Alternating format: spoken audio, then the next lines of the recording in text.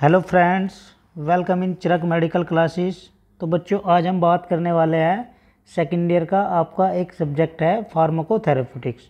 फार्माकोथेरेप्यूटिक्स क्या होता है और इसके अंदर बहुत सारी डिजीज़ के बारे में डिस्कस किया गया है। ठीक है, इसके अंदर कौन कौन सी डिजीज़ होती है, क्या उनका ट्रीटमेंट होता है, कैसे हम उसके ड्रग को यूज कर सकते हैं, क्या क्या उसके रूल रेगुलेशन फॉलो कर सकते हैं। ठीक है, तो आज हम बात करेंगे किसके बारे में, फार्माकोथेरेप्यूटिक्स के बारे में। ठीक है, तो आज हमने इसमें क्या किया है, 3 चैप्टर को कवर किया है। जो आपकी ये लेक्चर होने वाला है, इसमें 3 चैप्टर आपके कंप्लीट हो जाएंगे। ठीक है, इसमें बहुत सारी डिजीज़ है आपकी, उसके बारे में आज हम डिस्कस करेंगे। चलो अब देखते हैं इसका इंट्रोडक्शन क्या होता है। तो सबसे पहले इंट्रोडक्शन की अगर हम बात करें कि आपका जो फार्माकोथेरेप्यूटिक्स होता है, फार्माकोन्स मीन्स क्या होता है, आपका ड्रग। यहाँ पे आपको दिखाई दे रहा होगा, ये फार्माकोन मीन्स मतलब क्या होता है, आपकी ड्रग, और थेरेपिया मीन्स क्या होता है, आपका मेडिकल ट्रीटमेंट। ठीक है, कि आपकी जो ड्रग है और जो आपका मेडिकल ट्रीटमेंट चल रहा है। ठीक है, उसके बारे में pharmacotherapeutic refers to use of drug to prevent, treat and diagnosis disease. ठीक है, इसके अंदर ये क्या करता है, थेरेप्यूटिक्स क्या रेफर्स कर रहा है कि जो आप ड्रग यूज कर रहे हो उसका क्या ट्रीटमेंट है, क्या वो आपको प्रिवेंट कर रही है या नहीं कर रही है, जो आपकी बीमारी है उसकी देखभाल हो रही है या नहीं हो रही है। ठीक है, और जो आपके अल्टरी नॉर्मल फंक्शंस होते हैं, ठीक है, उसको ट्रीट कर पा रही है या नहीं कर पा रही है जो आप ड्रग यूज कर रहे हो। ठीक है, जैसे सच एज प्रिवेंटिंग प्रेगनेंसी। ठीक है, प्रेगनेंसी के केस में क्या होता है, एंटीबायोटिक देते हैं। ठीक है, लेकिन एंटीबायोटिक अगर आप ज़्यादा यूज कर रहे हो तो उसका इफेक्ट कहाँ होगा, आपका जो बेबी होगा। ठीक है, बेबी के ऊपर उसका इफेक्ट भी चला जाएगा अगर आप ज़्यादा प्रेगनेंसी के केस में आप क्या कर रहे हो, ज़्यादा एंटीबायोटिक ड्रग यूज कर रहे हो। ठीक है बच्चों, चलो अब देखते हैं इसके ऑब्जेक्टिव क्या होते हैं। तो फर्स्ट है हमारा new routes of administration and new formulation. ठीक है, कि जो आप क्या कर रहे हो, नए रूट से एडमिनिस्टर कर रहे हो और उसकी न्यू फॉर्मुलेशन है। ठीक है, दूसरी चीज़ हमारा क्या है, फार्माकोकाइनेटिक स्टडीज। ठीक है, कि आपकी जो फार्माकोकाइनेटिक स्टडी होती है, ठीक है, जिसके अंदर हमारा क्या होता है, ADME प्रोसीजर होता है। ठीक है बच्चों, नेक्स्ट है हमारा third bio availability studies and bio similarity studies. ठीक है, कि आपकी जो बायो अवेलेबिलिटी स्टडीज है और जो आपकी बायो सिमिलरिटी उससे मिलती जुलती स्टडीज है। ठीक है, फोर्थ पॉइंट है हमारा change in practice guidelines and standards. ठीक है, कि आपकी जो प्रैक्टिस है और आपकी जो गाइडलाइंस है उसमें क्या चेंजेस हो रहा है, क्या उसके स्टैंडर्ड है। ठीक है, उसके बारे में डिस्कस करेंगे। अब इसके देख लेते हैं major cause of failure of instruction for the use of medicine. ठीक है, कि बहुत सारे इंस्ट्रक्शन अगर आप फॉलो नहीं कर रहे हो, मेडिसिन आप ले रहे हो, कुछ इंस्ट्रक्शन ऐसे होते हैं कि आप उसको फॉलो नहीं कर पा रहे हो मेडिसिन के, तो बहुत सारी प्रॉब्लम हो जाती है। ठीक है, जैसे इसमें फर्स्ट है हमारा फॉरगेटफुलनेस। ठीक है, आप भूल जाते हो, कन्फ्यूजन में रहते हो। ADR क्या होता है आपका, एडवर्स ड्रग रिएक्शन। ये क्या होता है आपका ADR भी आपको हो सकता है। ठीक है, अगर आप क्या कर रहे हो, इंस्ट्रक्शन फॉलो नहीं कर रहे हो। ठीक है, अब नेक्स्ट देखते हैं इसका स्कोप, कि जो आपका फार्माकोथेरेप्यूटिक्स होता है उसका स्कोप कहाँ कहाँ होता है। ठीक है, किन किन क्षेत्रों में उसका स्कोप होता है। तो फर्स्ट पॉइंट है हमारा फार्मा इंडस्ट्री। ठीक है बच्चों, आपने देखा होगा फार्मा इंडस्ट्री, जिसके अंदर हमारी जो बहुत बड़ी बड़ी इंडस्ट्रियाँ है, उसमें कैप्सूल्स होता है, टैबलेट बनती है। ठीक है, जेल, पाउडर, क्रीम एक्सेट्रा, और भी बहुत सारी जितनी भी आपकी मेडिसिन से रिलेटेड होती है, मतलब वो क्या होती है, आपकी फार्मा इंडस्ट्री होती है। ठीक है, नेक्स्ट है हमारा मेडिकल एडवाइज़र। ठीक है, कुछ क्या होते हैं, मेडिकल एडवाइज़र होते हैं। जो मेडिकल एडवाइज़र होते हैं वो क्या करते हैं, जो आपका डॉक्टर होता है, आपका फार्मासिस्ट होता है, उनको अच्छी एडवाइज करते हैं। नेक्स्ट है हमारा प्रोडक्ट मैनेजमेंट। ठीक है, कि जो आपका प्रोडक्ट बन रहा है इंडस्ट्री के अंदर, उसको वो मैनेज कर रहा है। ठीक है, किस तरीके से उसको मैनेज करना है। नेक्स्ट है हमारा ट्रेनिंग सेंटर। कुछ ट्रेनिंग सेंटर भी होते हैं, ठीक है, जिसके बारे में क्या बताया जाता है, नई नई जो ड्रग आ रही है। ठीक है, और जो आपकी बहुत सारी इंडस्ट्रियाँ होती है, उनमें क्या होता है, अलग अलग प्रकार के हर ब्रांच में क्या होता है, एक ट्रेनिंग सेंटर बनाए हुए होते हैं। ठीक है, प्रोडक्शन का होता है, आपका QA होता है, आपका क्वालिटी एश्योरेंस होता है, या टीचिंग वाला होता है। ठीक है, तो ट्रेनिंग सेंटर में भी इसका स्कोप होता है। नेक्स्ट है हमारा कॉन्ट्रैक्ट रिसर्च ऑर्गेनाइजेशन, इसको बोलते हैं हम CRO। ठीक है, CRO में भी इसका बहुत बड़ा स्कोप होता है, जो आपको फार्माकोथेरेप्यूटिक्स होता है। तो इसका कहाँ पे स्कोप होता है बच्चों? 5 जगह है जो आपकी फार्माकोथेरेप्यूटिक्स होती है उसका स्कोप किया जा रहा है। फार्मा इंडस्ट्री के अंदर, medical adviser, product management, training centre और आपका CRO। चलो अब देखते हैं फार्माकोकाइनेटिक। फार्माकोकाइनेटिक वैसे तो ये आपका कोलॉजी का टॉपिक है, ठीक है, लेकिन इसमें हम थोड़ा थोड़ा देख लेते हैं। तो इसमें क्या होता है? ADME प्रोसेस होता है। ADME का मतलब क्या होता है? यहाँ पर एब्जॉर्प्शन होता है और आपका डिस्ट्रीब्यूशन होता है और आपका मेटाबॉलिज्म होता है और आपका एक्सक्रीशन होता है या फिर एलिमिनेशन। ठीक है बच्चों। चलो अब एब्जॉर्प्शन में देखते हैं थोड़ा सा। एब्जॉर्प्शन में क्या होता है कि फर्स्ट पॉइंट है हमारा IV मतलब जो आपका इंट्रावेनियस रूट होता है, ठीक है। इसमें क्या होता है? Bio availability 100% directly into blood stream, ठीक है। इसमें क्या होती है? आप अगर नस के द्वारा मेडिसिन ले रहे हो या आपका इंजेक्शन वेन में इंजेक्ट किया जा रहा है तो उसकी क्या होती है? 100% बायो अवेलेबिलिटी होती है। क्यों? क्योंकि वो डायरेक्टली आपके ब्लड स्ट्रीम में दी जा रही है, ठीक है। सेकंड पॉइंट है हमारा IM इंट्रामस्कुलर रूट होता है आपका, सबक्यूटेनियस रूट होता है और आपका इंट्राडर्मल रूट होता है, ठीक है। उसमें क्या होता है? आपका एब्जॉर्प्शन जो हो रहा है, absorption is through walls of capillary, जो वाल्स होती है कैपिलरी की जो, उसके द्वारा इनटू द ब्लड स्ट्रीम, वो क्या उसके द्वारा ब्लड स्ट्रीम में पहुंच रही है। But capillary tend to have large space between cells, so much drug can pass easily through these space and don't have to penetrate membrane, ठीक है। लेकिन जो आपकी कैपिलरीज होती है वो क्या होता है? उनके बीच बहुत बड़ा लार्ज स्पेस होता है, लेकिन जो आपकी सेल्स होती है कुछ ड्रग को वो ईजिली पास कर देती है वहाँ से, ठीक है। और ये स्पेस कभी कभी आपकी जो मेम्ब्रेन होती है, ठीक है, प्लाज्मा मेम्ब्रेन होती है, उसको पेनिट्रेट नहीं कर पाती, ठीक है। चलो नेक्स्ट थर्ड पॉइंट है हमारा ओरली में क्या होता है? Enteral drug may be absorb in stomach and small intestine और बोथ। ओरली में क्या हो रहा है? अगर आप मुंह के द्वारा ड्रग को ले रहे हो, ठीक है, तो उसमें क्या होता है? कुछ ड्रग मुंह में ही घुल जाती है और कुछ क्या होता है? आपके स्टमक में एब्जॉर्प्शन हो रहा है और कुछ आपकी क्या हो रही है? इंटेस्टाइन में होता है। इंटेस्टाइन जो आपकी जैसे एंटेरिक कोटिल्ड होती है, एंटेरिक कोटिल्ड जो टैबलेट होती है वो क्या होती है बच्चों? पेट में उसका एब्जॉर्प्शन नहीं होता, वो इंटेस्टाइन में ही होता है या फिर और बहुत और भी उसके रास्ते हो सकते हैं, ठीक है। चलो अब देखते हैं next. These drug must be lipid soluble because they must pass through the epithelial cells that line the GI मतलब gastrointestinal system and then the capillary walls, ठीक है। ये ड्रग क्या होती है? ये भी लिपिड सोलुबल होती है, ठीक है, लेकिन क्यों होती है? क्योंकि ये क्या होती है? एपिथेलियल सेल को पास कर जाती है, ठीक है, और जो आपका गैस्ट्रोइंटेस्टाइनल सिस्टम होता है उसकी लाइन को, उसके बाद वो कैपिलरी वॉल तक पहुंचती है, ठीक है। अब इसमें थर्ड पॉइंट है हमारा सबल्यूंगल और बकल रूट। सबल्यूंगल क्या होता है? जो जीभ के नीचे रखी जाती है टैबलेट। बकल मतलब जो बगल में रखी जाती है, जैसे ये आपका मुंह है, ठीक है, और आपकी ये जीभ होगी, तो बकल का मतलब ये मेडिसिन यहाँ पे रखी जाएगी और बकल मतलब जो जीभ के नीचे रखी जाती है।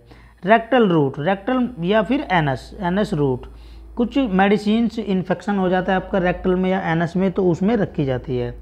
नेक्स्ट है आपका टॉपिकल। टॉपिकल का मतलब क्या होता है? जो आप स्किन पे एक्सटर्नली यूज कर रहे हो, जैसे आपका ऑइंटमेंट होता है, ऑइंटमेंट, ठीक है, ऑइंटमेंट जैसे पेन हो गया आपको, ठीक है, या फिर आपका बोन फ्रैक्चर हो गया, ठीक है, हल्का सा, तो आपको वहाँ पर क्या हो रहा है? पेन हो रहा है, तो उसके लिए आप क्या कर सकते हो? ऑइंटमेंट यूज कर रहे हो, क्रीम यूज कर रहे हो, लोशन यूज कर रहे हो, एक्सेट्रा, और भी बहुत सारी ड्रग होती है।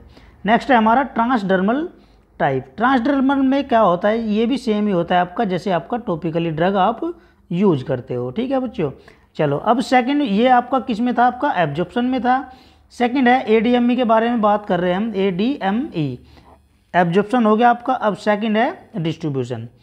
डिस्ट्रीब्यूशन क्या होता है? मतलब बंटना, ठीक है, डिस्ट्रीब्यूशन क्या होता है? बंटना। Distribution is determined by the flow of blood as well as the drug ability to exit the vascular system and to enter cell. इसका क्या मतलब हुआ कि आप जो उसकी तुलना कर रहे हो, तुलना किसके द्वारा हो रही है?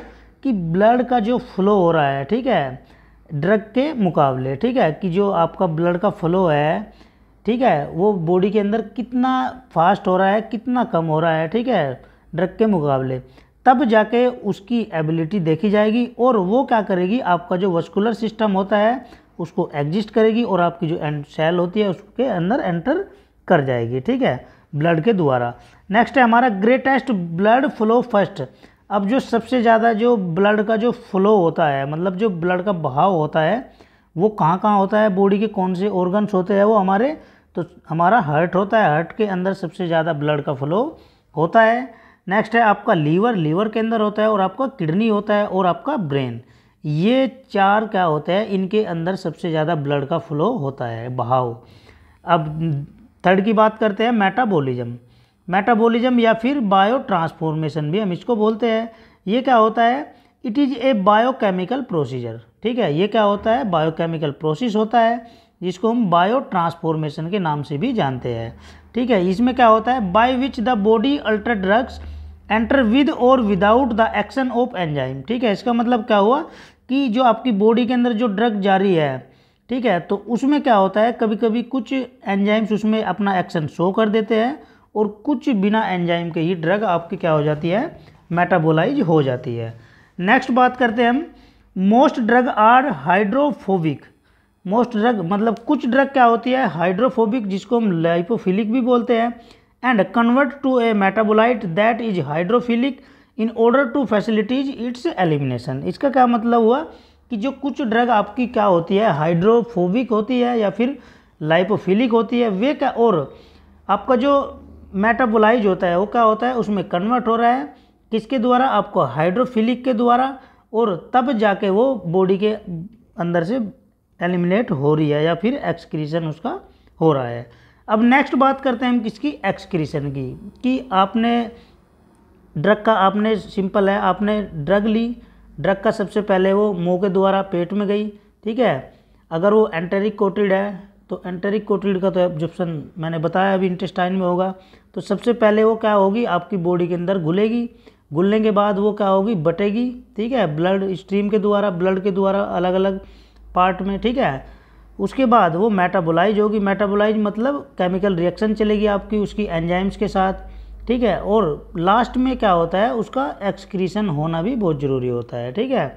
तो एक्सक्रीशन मतलब बॉडी से बाहर निकल रही है वो जो आपने ड्रग खाई है, जो आपने दवा ली है। तो इसमें क्या होता है, the kidney is the most important organ of excretion, ठीक है। तो किडनी जो क्या होता है, मोस्ट इम्पोर्टेंट ऑर्गन होता है हमारा एक्सक्रीट कराने का, ठीक है, क्योंकि किडनी क्या करती है, फिल्ट्रेशन का काम कर रही है। But the liver and intestine also have role, लेकिन आपका जो लीवर होता है और जो आपका इंटेस्टाइन होता है उनका भी बहुत बड़ा रोल होता है।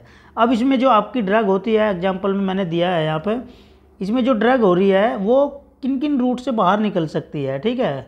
तो सबसे पहला बाइल, बाइल के द्वारा, जूस के द्वारा, स्वेट मतलब पसीने के द्वारा, सलाइवा के द्वारा, और एक्जेल्ड हेयर एयर के द्वारा, और आपका ब्रेस्ट मिल्क होता है, ठीक है, कि जो प्रेग्नेंट लेडीज होती है, माँ होती है, वो बच्चे को दूध पिला रही है तो वो दूध के द्वारा भी बाहर निकल सकती है। और आपका जो स्पर्म होता है, स्पर्म के द्वारा भी ड्रग आपकी बाहर निकल सकती है, ठीक है बच्चों, इतना हो गया। चलो अब नेक्स्ट देख लेते हैं फार्माकोविजिलेंस, ठीक है। फार्माकोविजिलेंस ये इंपॉर्टेंट है आपके लिए, ये एग्जाम में 100% पूछा जाएगा। अब फार्माकोविजिलेंस क्या होता है, फार्माकोन मीन्स मतलब आपका ड्रग, और विजिलेयर मीन्स मतलब क्या होता है, टू कीप वॉच, ठीक है, कि आप ड्रग को देखते हो कि वो उसका क्या एडवर्स रिएक्शन है, क्या वो आपको प्रिवेंट कर रही है या नहीं कर रही है, क्या उसके साइड इफ़ेक्ट आ रहे हैं, ठीक है। तो फार्माकोविजिलेंस में ये रिसर्च चलती है। चलो अब देखते हैं कि इसमें क्या होता है। सबसे पहला पॉइंट है हमारा, एक डिटेक्शन करने का काम होता है, इसमें असेसमेंट करने का काम होता है, अंडरस्टैंडिंग होती है, प्रिवेंशन ऑफ एडवर्स इफेक्ट, ठीक है, कि जो आपका ADR आ रहा है, एडवर्स इफेक्ट आ रहे हैं, उसकी देखभाल करना, और any other possible drug related problems, और जो मतलब और भी बहुत सारी ड्रग रिलेटेड संबंधित कोई भी प्रॉब्लम है कि वो पॉसिबल है या नहीं है, उन सब चीज़ के बारे में डिटेक्शन करना ही आपका फार्माकोविजिलेंस कहलाता है, ठीक है बच्चों। नेक्स्ट है हमारा जो WHO ने कहा था, WHO establish international drug monitoring in response to the thalidomide disaster detected on 1961, ठीक है। तो आपका जो WHO था, मतलब वर्ल्ड हेल्थ ऑर्गेनाइजेशन, उसने एस्टेब्लिश करा था इंटरनेशनल ड्रग मॉनिटर। तो उसमें जो रेस्पॉन्स आया था आपका, थैलिडोमाइड डाइस्टर डिटेक्ट करा था उन्होंने। तो कब किया था बच्चों? वो 1961 में WHO ने कौन सा किया था? International drug monitoring in response किसका? थैलिडोमाइड डाइस्टर डिटेक्टेड, इसमें किया था। अब देख लेते हैं हम फार्माको इपिडीमियोलॉजी। फार्माको इपिडीमियोलॉजी क्या होती है? फार्माकोन्स मतलब आपका स्टडी, ईपी मतलब एमंग, डीमोस मतलब पीपल और लोगोस मतलब स्टडी। ठीक है, कि आपका जो फार्माको इपिडीमियोलॉजी होता है उसमें आपकी क्या हो रही है? पीपल्स के बारे में स्टडी हो रही है कि कुछ पीपल क्या हो रहे हैं। जैसे आपका टीबी के पेशेंट होते हैं, हाइपरटेंशन के पेशेंट होते हैं, आपका अस्थमा का पेशेंट होता है, कैंसर के पेशेंट्स होते हैं। ठीक है, तो उनके बारे में हम स्टडी कर रहे हैं। ठीक है, उनके बारे में देखेंगे उनको कितनी कितनी बीमारी है, एक तरीके से उनके ऊपर रिसर्च करना। चलो अब नेक्स्ट देखते हैं हम, study of the use and effect of drug in large number of person. ठीक है, कि जो उनकी क्या हो रहा है, उसके यूज के ऊपर स्टडी हो रही है। ठीक है, जो आपकी ड्रग है वो क्या इफेक्ट शो कर रही है। ठीक है, और in large number of person, कि आपके जो नंबरिंग में जो आपके पर्सन हैं वो कितने हैं। ठीक है, उनके ऊपर वो यूज कर रहे हैं हम, तो उसकी क्या इफेक्ट आ रहे हैं, क्या वो अपना इफेक्ट शो कर रही है। ठीक है, इस बारे में देखते हैं। नेक्स्ट है हमारा रेशनल यूज ऑफ मेडिसिन। कुछ आपकी क्या होती है? रेशनल मेडिसिन्स होती है। अब उनका यूज जो हम देखते हैं वो कहाँ कहाँ हो रहा है, किस तरीके से हो रहा है, कैसे कैसे हो रहा है। अकॉर्डिंग टू WHO 1985, मतलब वर्ल्ड हेल्थ ऑर्गेनाइजेशन 1985 के अकॉर्डिंग क्या होना चाहिए? वो ड्रग आपकी अप्रोप्रिएट मेडिसिन्स होनी चाहिए। ठीक है, दूसरी चीज़ अप्रोप्रिएट इंडिकेशन होना चाहिए उस ड्रग के बारे में, अप्रोप्रिएट डोज होनी चाहिए वो आपके लिए, अप्रोप्रिएट एडमिनिस्ट्रेशन होना चाहिए कि आप किस रूट से आप उसको एडमिनिस्टर कर रहे हो बॉडी के अंदर, अप्रोप्रिएट ड्यूरेशन होना चाहिए, कितने टाइम में वो अपना एक्शन दिखाएगी या कितने टाइम में घुल रही है वो। नेक्स्ट है आपका करेक्टली डिस्पेंस, आप उसको अच्छे से डिस्पेंस कर रहे हो या नहीं कर पा रहे हो। नेक्स्ट है आपका पेशेंट एडियरेंस। ठीक है बच्चों, ये आपके रैशनल यूज होते हैं मेडिसिन के WHO के हिसाब से। कब लागू हुए थे? 1985 में। ये आपको याद रख लेना है। ये आपका फर्स्ट चैप्टर कंप्लीट हो गया है। ठीक है, अब सेकंड चैप्टर के बारे में हम बात करने वाले हैं। सेकंड चैप्टर में आपकी बहुत सारी डिजीज़ है, जो मैंने कुछ लेक्चर ले भी लिया एक दो ड्रग के। ठीक है, तो इसमें देख लेते हैं कि जो आपकी जो डिजीज़ होती है कौन कौन सी डिजीज़ है, क्या उनका रोल है और कैसे कैसे हम उसका ट्रीटमेंट कर पा रहे हैं। तो फर्स्ट है हमारा कार्डियोवास्कुलर डिजीज़। कार्डियोवास्कुलर, कार्डियो मतलब हार्ट, हार्ट से संबंधित जो डिजीज़ होती है, मतलब पूरा हार्ट जो सिस्टम होता है, कार्डियोवास्कुलर डिजीज़। अब इसमें देखते हैं हमारा क्या है। फर्स्ट आपका जो होता है हाइपरटेंशन। हाइपरटेंशन के बारे में देख लेते हैं। ये क्या होता है?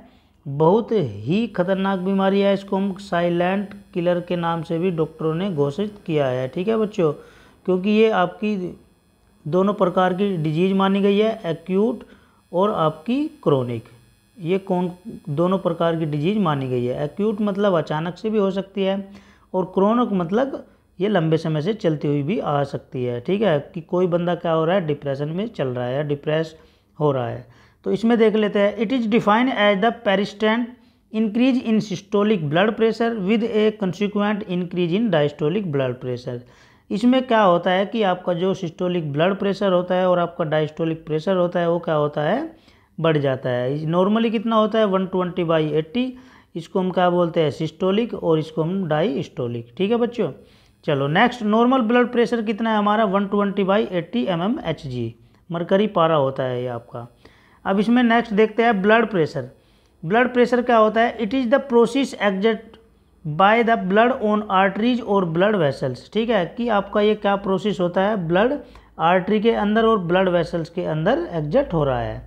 चलो नेक्स्ट देखते हैं हम ब्लड प्रेशर। ब्लड प्रेशर को हम कैसे डिनोट करते हैं, कैसे उसको चेकआउट कर रहे हैं? तो इसमें देखते हैं कार्डियक आउटपुट, कि आपका कार्डियक आउटपुट कितना है और आपका सिस्टेमिक वस्कुलर रेसिस्टेंट क्या है। ब्लड प्रेशर मतलब बराबर कार्डियक आउटपुट और सिस्टेमिक वस्कुलर रेसिस्टेंट। ये चीज़ हम क्या करते हैं? ब्लड प्रेशर में या हाइपरटेंशन में चेक करते हैं। अब कार्डियक आउटपुट क्या होता है? कार्डियक आउटपुट क्या होता है? It is the total blood flow through systemic और पल्मोनरी सर्कुलेशन पर मिनट। ये क्या होता है कार्डियक आउटपुट बच्चों, कि जो आपका सिस्टमिक सर्कुलेशन होता है और आपका पल्मोनरी सर्कुलेशन होता है, वो पर मिनट में कितना ब्लड का फ्लो हो रहा है वो हम चेक करते हैं कि जो आपका ब्लड का फ्लो है सिस्टमिक और पल्मोनरी सर्कुलेशन पर मिनट में कितना हो रहा है, उसको हम कार्डियक आउटपुट बोलेंगे। अब नेक्स्ट देखते हैं हम स्ट्रोक वॉल्यूम। स्ट्रोक वॉल्यूम क्या होती है? It is the amount of blood pump out of the left ventricle पर बीट। ठीक है, कि ये इसमें क्या करते हैं हम ब्लड की पंपिंग चीज़ें चेक करते हैं कि ब्लड जो पंप हो रहा है किसके अंदर, लेफ्ट वेंट्रिकल्स के अंदर, और वो पर बीट मतलब एक बार वो बीट कर रहा है तो कितना ले रहा है वो 70 ml ब्लड ले रहा है। ठीक है बच्चों, मैंने उस दिन भी बताया था पिछले लेक्चर में। ठीक है, चलो अब नेक्स्ट देखते हैं हम systolic represent the pressure in blood vessels when the heart contract और बीट। सिस्टोलिक क्या रिप्रेजेंट कर रहा है कि जो आपका प्रेशर है ब्लड वेसल्स के अंदर, ठीक है, व्हेन द हार्ट कॉन्ट्रैक्ट और बीट, तब जाके आपका हार्ट क्या कर रहा है, कॉन्ट्रैक्ट हो रहा है और बीट कर रहा है। ये सिस्टोलिक रिप्रेजेंट करता है कि आपकी जो ब्लड वेसल्स के अंदर जो ब्लड का प्रेशर है, ठीक है, और आपका हार्ट कॉन्ट्रैक्ट हो रहा है या बीट हो रहा है, धड़क रहा है या नहीं धड़क रहा है। चलो नेक्स्ट देखते हैं हम diastolic. Diastolic number represent the pressure in vessels. ठीक है, ये क्या करता है, डायस्टोलिक नंबर रिप्रेजेंट करता है प्रेशर का वेसल्स के अंदर व्हेन द हार्ट रेस्ट, जब आपका हार्ट रेस्ट कर रहा है और जब बीट कर रहा है। ठीक है बच्चों, इतना हो गया। अब नेक्स्ट देखते हैं टाइप्स ऑफ हाइपरटेंशन। हाइपरटेंशन कितने प्रकार के होते हैं? तो फर्स्ट है हमारा प्राइमरी हाइपरटेंशन और सेकेंडरी हाइपरटेंशन। दो प्रकार के होते हैं हाइपरटेंशन बच्चों, कौन कौन से? प्राइमरी हाइपरटेंशन और आपका सेकेंडरी हाइपरटेंशन। अब प्राइमरी हाइपरटेंशन में बहुत सारी चीज़ें होती है, इसमें देख लेते हैं। इसमें आपका जो क्यों हो रहा है कि आपका जो लाइफ स्टाइल है, लाइफ स्टाइल कैसा आप जीवन यापन कर रहे हो, ठीक है, कि आपका जो लाइफ स्टाइल है वो कैसे आप उसको फॉलो अप कर रहे हो। जेनेटिक फैक्टर, जेनेटिक फैक्टर की वजह से भी आपको हाइपरटेंशन हो सकता है। ठीक है, कि आपके जो पेरेंट्स हैं, भाई बहन हैं, उनको टेंशन की प्रॉब्लम रहती है, हो सकता है आपको भी वो प्रॉब्लम हो जाए, उसको जेनेटिक बोलते हैं। अब इसमें मैंने फ्लो चार्ट में बताया हुआ है, इसको देख लेते हैं एक बार, हम थोड़ा इसको छोटा कर लेते हैं, आपको तब दिखेगा ये। ठीक है, तो इसमें देखते हैं हम क्या होता है आपका प्राइमरी हाइपरटेंशन बच्चों। तो देखो प्राइमरी हाइपरटेंशन को 4 पार्ट में डिवाइड किया है कि अगर आप स्ट्रेस में चल रहे हो, लंबे समय से आप क्या कर रहे हो, लॉन्ग टर्म से आपको क्या हो रही है, डिप्रेशन की शिकायत चल रही है, स्ट्रेस में चल रहे हो, तो आपको ये समझ लो कि प्राइमरी हाइपरटेंशन है। दूसरी चीज़ इंक्रीज साल्ट इनटेक, आप क्या कर रहे हो, ज़्यादा मात्रा में नमक को ले रहे हो, उसकी वजह से भी आपको टेंशन हो सकती है। थर्ड है आपका variation in renin angiotensin system. ठीक है, इसको हम रास बोलते हैं, इसको हम क्या बोलते हैं, रास, कि इसकी वजह से भी आपको प्राइमरी हाइपरटेंशन हो सकता है। नेक्स्ट है हमारा एक्सिस अल्कोहल इनटेक, अगर आप ज़्यादा मात्रा में अल्कोहल ले रहे हो, ठीक है, और नेक्स्ट टाइम आपको अल्कोहल नहीं मिलेगा, तो उसकी वजह से भी आपको क्या हो सकती है, हाइपरटेंशन हो सकता है, अगर आप ज़्यादा मात्रा में अल्कोहल ले रहे हो। ठीक है बच्चों, चलो अब नेक्स्ट देखते हैं हम, नेक्स्ट क्या है हमारा, इसकी देखते हैं हम ईटियोलॉजी। ईटियोलॉजी मतलब कोजिज, उसके कारण क्या क्या हो सकते हैं। तो सबसे पहला पॉइंट है हमारा high salt intake in diet, मैंने अभी ऊपर भी बताया है। इसका मतलब क्या हुआ कि यदि आप रेगुलर आप डाइट खा रहे हो, उसमें ज़्यादा मात्रा में क्या कर रहे हो, आप साल्ट को इनटेक कर रहे हो, साल्ट ले रहे हो, तो उसकी वजह से भी हो सकता है। सेकंड पॉइंट है हमारा स्मोकिंग एंड अल्कोहल कंजप्शन, यदि आप स्मोकिंग ज़्यादा मात्रा में कर रहे हो, अल्कोहल कंजप्शन कर रहे हो, तो उसकी वजह से भी हो सकता है। नेक्स्ट है आपका स्ट्रेस, स्ट्रेस में अगर आप चल रहे हो तो उसकी वजह से भी आपको हो सकता है। नेक्स्ट है हमारा जेनेटिक फैक्टर, जेनेटिक फैक्टर पे भी डिपेंड करता है आपका हाइपरटेंशन। नेक्स्ट है हमारा family history of high BP, family का जो इतिहास है, ठीक है, उसकी वजह से भी आपको हाई टेंशन की प्रॉब्लम हो सकती है। नेक्स्ट है आपका क्रोनिक किडनी डिजीज़, ठीक है, मतलब आपकी किडनी भी, अगर आप हाइपरटेंशन की प्रॉब्लम में चल रहे हो लंबे समय से, तो आपको क्या हो सकता है, किडनी की बीमारी भी हो सकती है। अब इसके सिम्टम्स देख लेते हैं, सिम्टम्स क्या क्या हो सकते हैं अगर आपको टेंशन हो रही है या टेंशन में चल रहे हो आप। तो इसमें क्या है, फर्स्ट आपका हेडेक, सीवियर हेडेक हो सकता है, मतलब भारी सर दर्द हो सकता है। सीवियर एंजाइटी मतलब आपको चिंता भी हो सकती है। नेक्स्ट है आपका नोज ब्लीड एंड कन्फ्यूजन, नाक से आपका खून बह सकता है, आप कन्फ्यूजन में भी चल सकते हो। चेस्ट पेन, आपका चेस्ट छाती का पेन भी हो सकता है आपको। नोजिया एंड वोमिटिंग मतलब आपका जी भी मिचला सकता है, जी मिचलाना। नोजिया मतलब क्या होता है बच्चों, जी मिचलाना। वोमिटिंग भी आ सकती है आपको।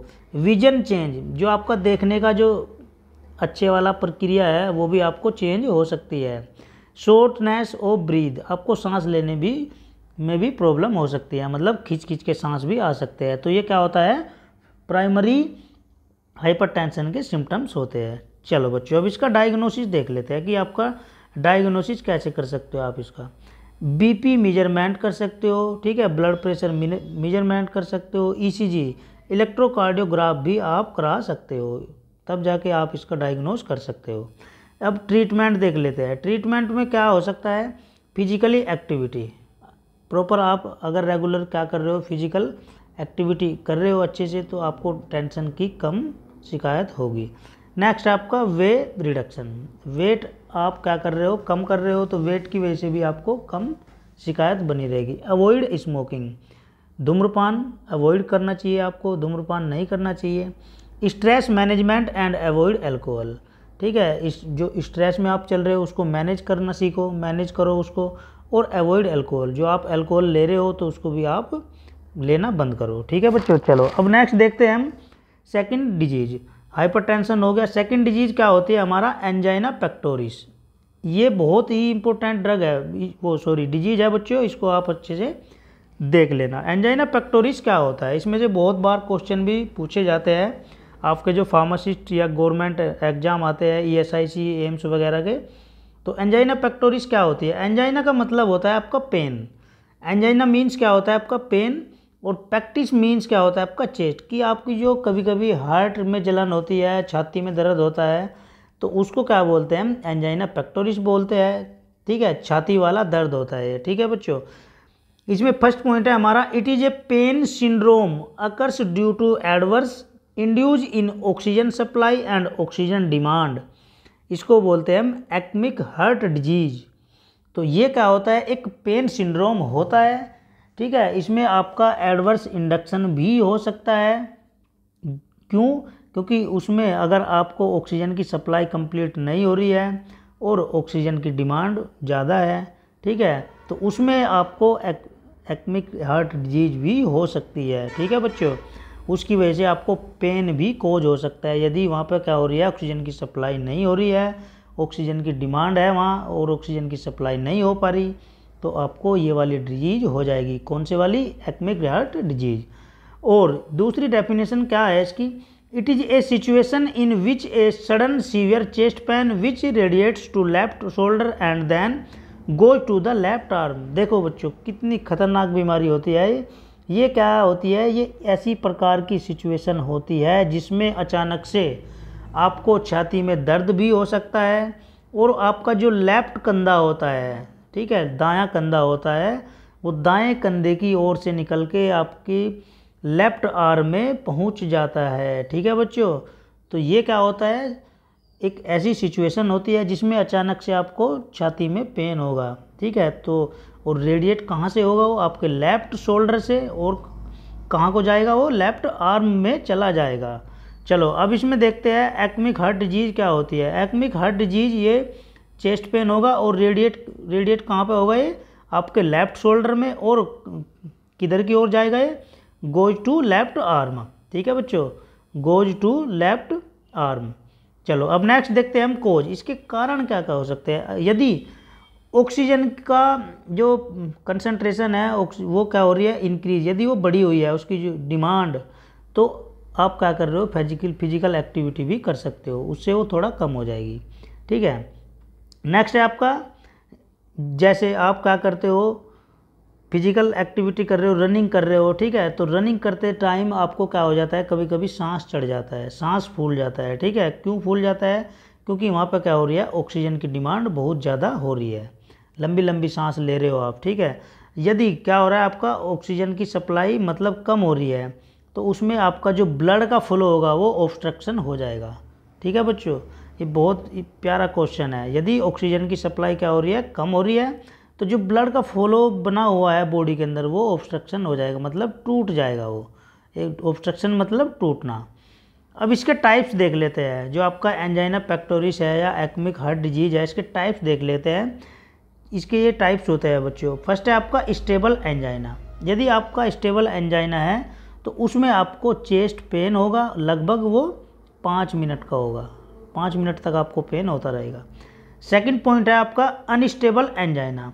अनस्टेबल एंजाइना क्या होता है, इसमें ये मेडिकल इमरजेंसी, इसमें आपको क्या हो जाएगा, बहुत ज़्यादा पेन हो जाएगा, जिसमें आपको इमरजेंसी भी एडमिट होना पड़ सकता है हॉस्पिटल के अंदर। क्यों? क्योंकि ये क्या होता है, लगभग 20 मिनट या उससे लंबा टाइम भी आपको हो सकता है, मतलब आधा घंटा या 1 घंटा भी आपको हो सकता है। उसकी वजह से आपको हार्ट अटैक की प्रॉब्लम भी आ सकती है। थर्ड पॉइंट है आपका वेरिएंट एंजाइना। वेरिएंट एंजाइना क्या होता है, इसमें ये क्या होता है आपका कोरोनरी आर्टरी डिजीज होती है ये आपकी, ठीक है बच्चों। इसमें क्या हो जाएगी, आपकी कोरोनरी आर्टरी डिजीज हो जाएगी। तो जो आपका अनस्टेबल एंजाइना होता है वो क्या होता है, बहुत ही हार्मफुल होता है, बहुत ही खतरनाक होता है वो एंजाइना।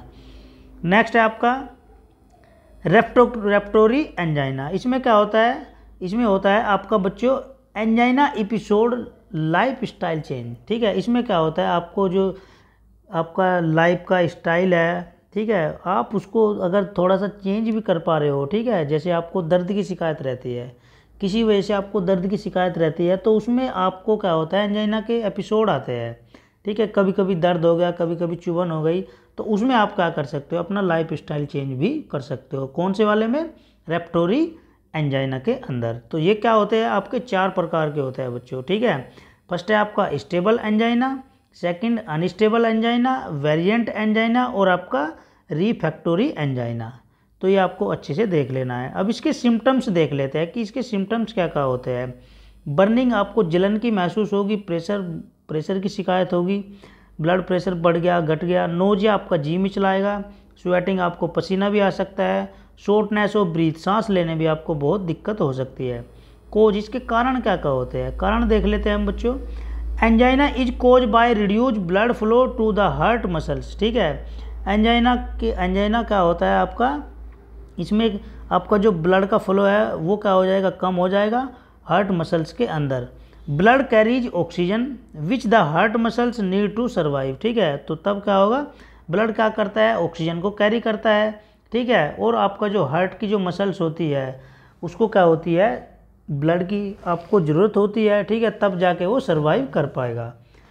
नेक्स्ट पॉइंट देख लेते हैं, when the heart muscles is not getting enough oxygen. अब इसमें जब क्या होता है, आपकी हार्ट मसल्स क्या होता है, मतलब आपका ऑक्सीजन प्राप्त नहीं कर पा रही है, तो उसमें क्या होता है, it cause a condition called ischaemia. उस कंडीशन में अगर आपकी हार्ट की जो मसल्स होती है वो ऑक्सीजन को क्या कर रही है, गेटिंग नहीं कर रही है, प्राप्त नहीं कर पा रही है, तो उसका कारण आपको एक्मिया डिजीज बन सकती है, ठीक है बच्चों।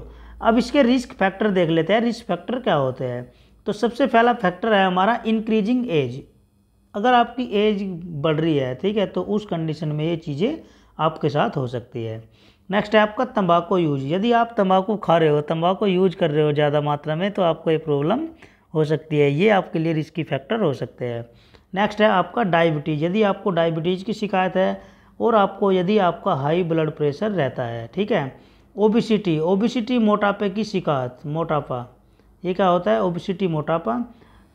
नेक्स्ट है आपका इमोशनल स्ट्रेस। अगर आप इमोशनली स्ट्रेस होते हो, लव के चक्कर में पड़े हुए हो, तो आपको 100% ये डिजीज हो सकती है, ठीक है। आप डिप्रेशन में भी जा सकते हो, तो इसको आपको नहीं करना है। नेक्स्ट है आपका ड्रग मिसयूज। अगर आप ड्रग गलत तरीके से यूज कर रहे हो, तो ये आपको शिकायत बनने वाली है। ये क्या हो सकते हैं आपके लिए, आपकी बॉडी के लिए रिस्की फैक्टर हो सकते हैं, तो इसको आपको यूज नहीं करना है, जो चीज़ें हैं उसको नहीं करना है। चलो अब डायग्नोस कैसे कर सकते हैं हम इसको। डायग्नोस क्या होता है हमारा, ईसीजी अभी मैंने ऊपर भी बताया है, इलेक्ट्रोकार्डियोग्राफ होता है। इसमें हम क्या करते हैं, हार्ट ब्रीदिंग फास्ट और स्लो। इसमें आपकी जो हार्ट की जो सांस लेने की प्रक्रिया है, हार्ट का जो फ्लो है, ब्लड का फ्लो हो रहा है हार्ट के अंदर, उसमें ब्रीदिंग फास्ट हो रही है या स्लो हो रही है। नेक्स्ट आपका चेस्ट एक्सरे, आप चेस्ट एक्सरे भी करा सकते हो। चेस्ट एक्सरे में आपका हार्ट, लंग्स, चेस्ट पेन, ये सारी चीज़ें आपको पता चल जाएगी। ब्लड टेस्ट भी आप करा सकते हो। क्योंकि इसमें क्या होता है, heart enzyme enter in blood stream, ठीक है, when heart muscles is damage.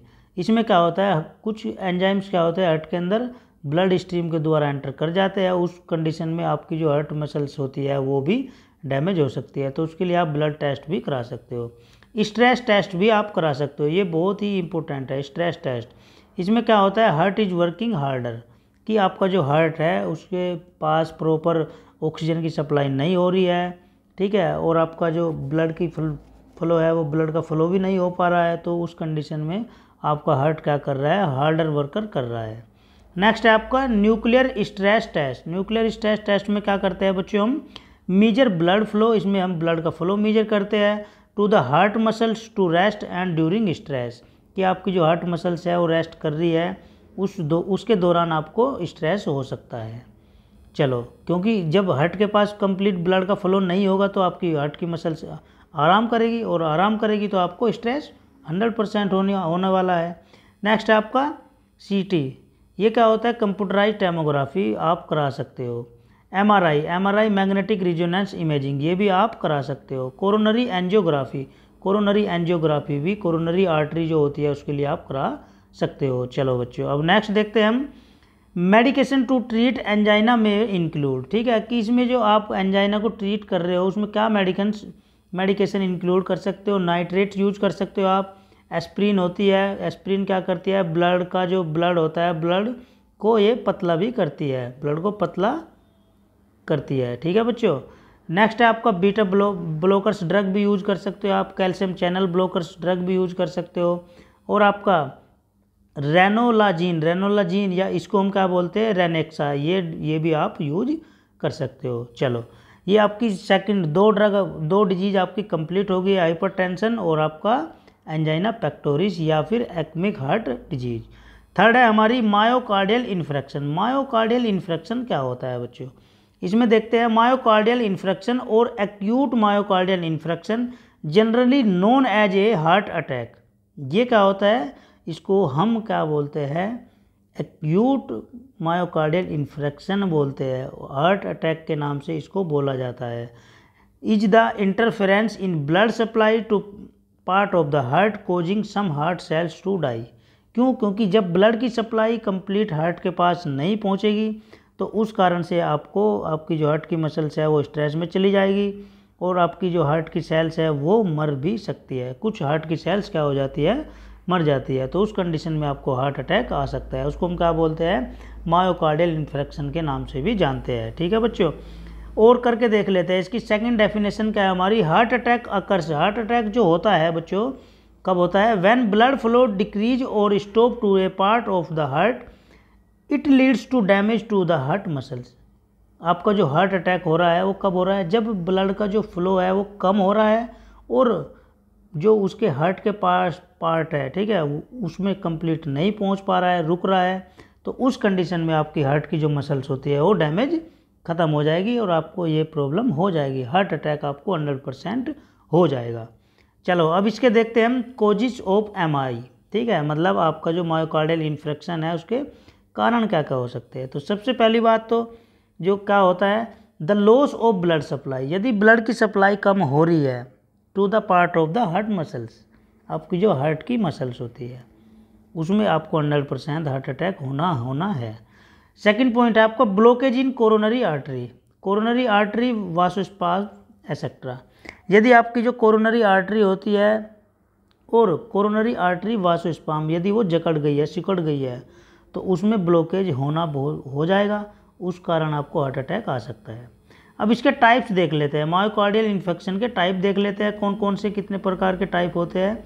2 प्रकार के होते हैं। फर्स्ट है आपका ट्रांसम्यूरल इन्फेक्शन। ट्रांसम्यूरल में क्या होता है बच्चों, full thickness of the myocardial infection. इसमें क्या होती है, अच्छी फुल थिकनेस आ जाती है, मायोकार्डियम मसल्स होती है जो आपकी, ठीक है, हार्ट की।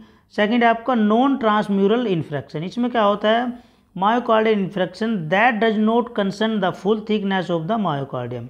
इसमें फुल थिकनेस नहीं आती, ठीक है, मायोकार्डियम के अंदर। अब इसकी पैथोफिजियोलॉजी देख लेते हैं बच्चों। पैथोफिजियोलॉजी का इसका छोटा, इसको थोड़ा हम कम कर लेते हैं, आपको ये तब दिखाई देगा बच्चों। चलो इतना देख लेते हैं। पैथोफिजियोलॉजी में क्या होता है बच्चों कि इसमें फर्स्टली सीवियर एट्रियल ओकुलेंस जी, कि आपका जो एट्रियल आर्टरी जो होती है उसमें मतलब वो ज़्यादा घातक हो रही है। दूसरी चीज़ सीवियर वासोस्पाज्म, अगर आपकी हार्ट की जो मसल्स होती है वो सिकुड़ गई है, ज़्यादा सिकुड़ गई है, तब ये कंडीशन होगी। एथीरोमा, एथीरोमा क्या होता है, इस कंडीशन में अगर आपकी हार्ट की जो सेल्स होती है वो डैमेज हो गई है, तो ये तीनों चीज़ें इस प्रकार होती है बच्चों। ठीक है, चलो इसमें देखते हैं। तो इन कंडीशन में क्या होगा, रिड्यूस ब्लड फ्लो, आपका जो ब्लड फ्लो है वो क्या हो रहा है, कम हो जाएगा। कम होगा तो आपको मायोकार्डियल इन्फेक्शन 100% होना है, हार्ट अटैक के चांस बहुत ज़्यादा है। दूसरी चीज़ फिर क्या होगा, डिफिशिएंटी पंपिंग। ठीक है, पंपिंग होने में हार्ट को प्रॉब्लम होगी, पंपिंग होने में हार्ट को प्रॉब्लम होगी तो उस कंडीशन में आपको शॉक भी लग सकता है, डेथ भी हो सकती है, और आपका CHF कंजेस्टिव हार्ट फेलियर भी हो सकता है। ठीक है बच्चों, तो आपको समझ आए, अगर आपकी आर्टरी क्या हो रही है सीवियर, उसमें आर्टरीज के अंदर आपको ब्लड का फ्लो अच्छे से नहीं हो पा रहा है, आपकी जो सीवियर वासोस्पाज्म है, जो मसल्स है वो सिकुड़ गई है, आपकी जो सेल्स डैमेज हो गई है, तो उस कंडीशन में क्यों हो रहा है वो, क्योंकि वहाँ पर जो ब्लड का फ्लो है वो कम हो गया।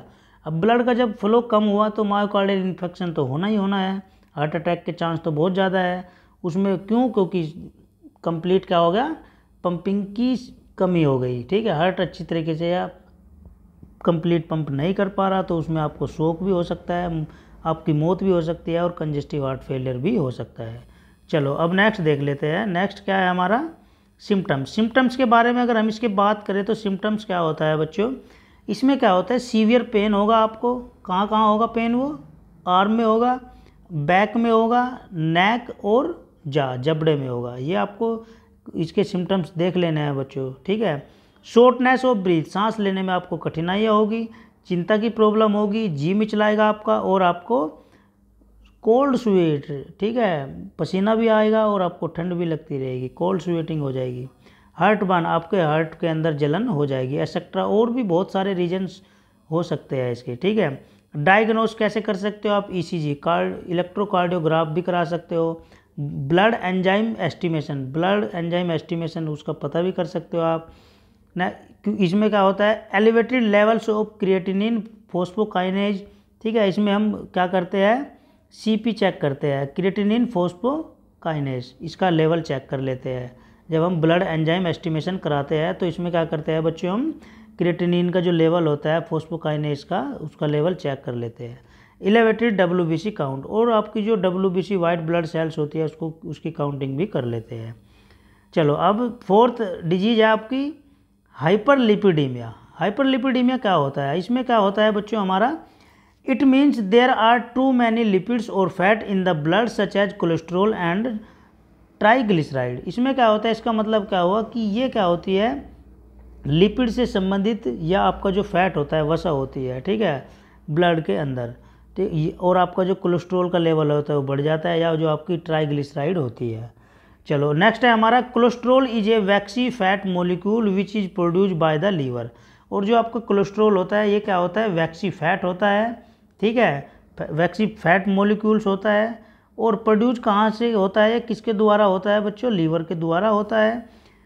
सेकंड पॉइंट है आपका, it is essential for healthy cell membrane, brain functioning, hormone production and vitamin storage. इस कंडीशन में क्या ज़रूरत होती है, क्या होता है, हेल्थी सेल मेम्ब्रेन होनी चाहिए, ब्रेन फंक्शनिंग कंप्लीट होनी चाहिए, हार्मोन प्रोडक्शन होना चाहिए, एंड विटामिन स्टोरेज भी होना चाहिए। ठीक है, नेक्स्ट है हमारा, there are 2 types of protein. ये क्या होती है आपकी, 2 प्रकार की प्रोटीन होती है। कौन कौन सी, लो डेंसिटी लिपोप्रोटीन। ठीक है, जिसको हम क्या बोलते हैं, LDL। ये आपसे कितनी बार पूछा गया है फार्मासिस्ट के एग्जाम में कि जो आपकी प्रोटीन होती है कितने प्रकार की होती है, तो 2 प्रकार की होती है, लो डेंसिटी और हाई डेंसिटी लिपोप्रोटीन। इसको हम क्या बोलते हैं बच्चों, बैड कोलेस्ट्रोल। लो वाली को हम क्या बोलेंगे, बैड कोलेस्ट्रोल, और जो आपका हाई डेंसिटी लिपोप्रोटीन होगा उसको हम क्या बोलेंगे, HDL। ये क्या होता है हमारा, गुड कोलेस्ट्रोल होता है। ये क्या होता है बच्चों, गुड कोलेस्ट्रोल होता है। अब LDL has damaging effect on heart health. ठीक है, आपका जो LDL होता है मतलब बैड वाला जो होता है, बैड कोलेस्ट्रोल, ये क्या कर देता है, आपकी हेल्थ के ऊपर बहुत ही इफ़ेक्ट डाल देता है, डैमेज कर देता है। HDL क्या होता है, मतलब गुड कोलेस्ट्रोल जो होता है।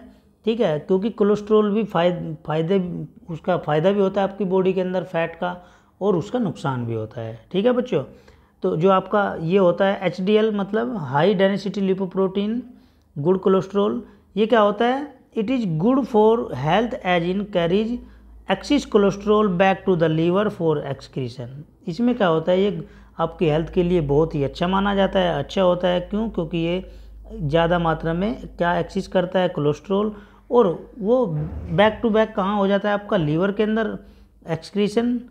The liver then eliminate cholesterol through bile. ठीक है, और वो कहाँ चला जाता है, बाइल मतलब जूस में कन्वर्ट होकर वो एलिमिनेट हो जाता है लीवर के द्वारा। ठीक है बच्चों, अब नेक्स्ट पॉइंट है आपका LDL that remains in the blood stream damage health because it allows excess cholesterol to build up in the blood. इसमें क्या होता है, LDL वाले में जो आपका बैड कोलेस्ट्रोल होता है, इसमें क्या होता है, आपकी जो ब्लड स्ट्रीम होती है वो डैमेज हो सकती है, हेल्थ इश्यूज आ सकते हैं। क्यों, क्योंकि वो क्या होती है, ज़्यादा मात्रा में कोलेस्ट्रोल को बना देती है ब्लड के अंदर। खून के अंदर जब ज़्यादा कोलेस्ट्रोल या ज़्यादा फैट बन जाएगा तो क्या हो सकता है, वो आपके लिए बुरा होगा, आपकी हेल्थ इश्यूज हो जाएंगे। चलो अब नेक्स्ट देखते हैं हम टाइप्स ऑफ हाइपरलिपिडीमिया। इसके टाइप्स देख लेते हैं बच्चों, टाइप्स क्या क्या होते हैं। फर्स्ट है हमारा प्राइमरी हाइपरलिपिडीमिया। प्राइमरी हाइपरलिपिडीमिया क्या होता है, it is also called familial hyperlipidaemia. इसको हम क्या बोलते हैं, फैमिलियल हाइपरलिपिडीमिया बोलते हैं। कि आपका जैसे पेरेंट्स, आपके पापा है, पापा मोटे हैं तो हो सकता है आप भी मोटे हो जाओ, तो ये फैमिलियर में आता है। Because it is cause by specific genetic abnormality. ठीक है, क्योंकि इसका जो मेन कारण होता है वो जेनेटिक एबनॉर्मलिटी होती है। सेकंड पॉइंट है हमारा इट मे बी मैनोजेनिक। ठीक है, ये आपका मैनोजेनिक भी हो सकता है। क्यों, क्योंकि इसमें क्या होता है, ए सिंगल जीन इफेक्ट, एक सिंगल जीन डिफेक्ट होता है। और पॉलीजेनिक में क्या होता है, आपका मल्टीपल जीन इफेक्ट होते हैं। ठीक है बच्चों, सेकंड है आपका ये प्राइमरी हो गया। सेकंड हाइपरलिपिडीमिया के बारे में देख लेते हैं। इसमें क्या होता है, इसके जो डिसऑर्डर हम देखते हैं जैसे डायबिटीज़, ठीक है, और आपका नेफ्रेटिक सिंड्रोम होता है, क्रोनिक अल्कोहलिज्म होता है। यदि आप क्या कर रहे हो, इनकी आपको शिकायत है, डायबिटीज़ हो रही है, आपका नेफ्रेटिक सिंड्रोम हो रहा है, क्रोनिक अल्कोहलिज्म हो रहा है। दूसरी ड्रग यूज, आप कौन सी ड्रग यूज कर रहे हो, किस ड्रग से आपका कोलेस्ट्रॉल बढ़ रहा है या आपका फैट बढ़ रहा है। ठीक है, कुछ पेशेंट क्या होते हैं, मेडिसिन खा रहे हैं लंबे समय से, वो मोटे हो गए। ठीक है, ऐसा होता है। नेक्स्ट है आपका corticosteroid, beta blockers and oral contraceptive. ठीक है, तो इसमें आप ये ले रहे हो या नहीं ले रहे हो, उसका भी इफेक्ट पड़ सकता है, सेकेंडरी हाइपरलिपिडीमिया। अब इसके कारण देख लेते हैं। कोज इसमें क्या होता है, आपका जेनेटिक फैक्टर आता है सबसे पहली बात तो।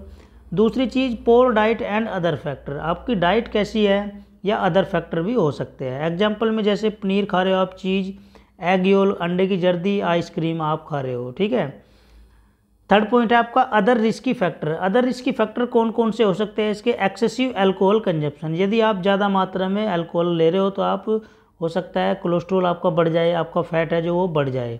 ओबिसिटी एंड डायबिटीज़, आपका मोटापा भी बढ़ सकता है और आपको डायबिटीज़ भी हो सकती है या आपको डायबिटीज़ हो जाएगी।